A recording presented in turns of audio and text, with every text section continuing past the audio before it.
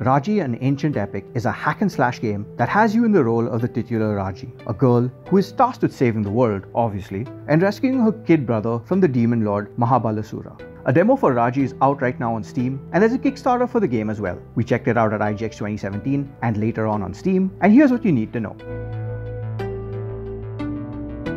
First up, the game looks fantastic. From giant monsters moving in the background to bolts of lightning, it's a treat for the eyes. Throw in some astounding art direction and clever audio, and you'd be surprised to know that it's a game that's made by all of 8 people. According to developer Nodding Heads, Raji fills the niche that there isn't a game that represents India, that's made in India, and represents the laws, myths and culture in a video game. It drew from the medieval architecture of Rajasthan and infused it with Hindu and Balinese mythology to conjure the universe of Raji. Also of note is the enemy variety. From acid-spewing demons to club-wielding monsters, the game throws up a host of different foes in its first few minutes. The developer claims that this is intentional to have players master its many combat modes. Speaking of which, Raji can use long-range attacks, close-range melee moves, and area of effect spells like lightning. It's an interesting combination of choices that's not too dissimilar from other games like God of War.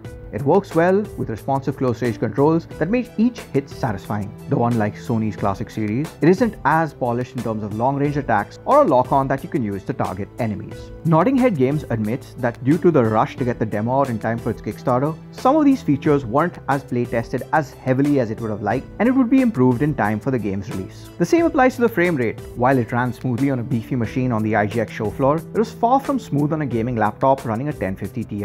It's another piece of feedback that the studio aims to rectify, gunning for 60 FPS on PC. Interestingly, the game will also be available on the Nintendo Switch, PS4 and Xbox One too, hopefully around the same time, which is Q2 2019. Initial impressions suggest that this is one of the more polished games to come out of India in recent years. If all goes well, it could have a larger audience than it appears to deserve. If you like this video, hit the thumbs up button and subscribe. You can also follow us on Facebook, Twitter and Instagram at Gadgets360.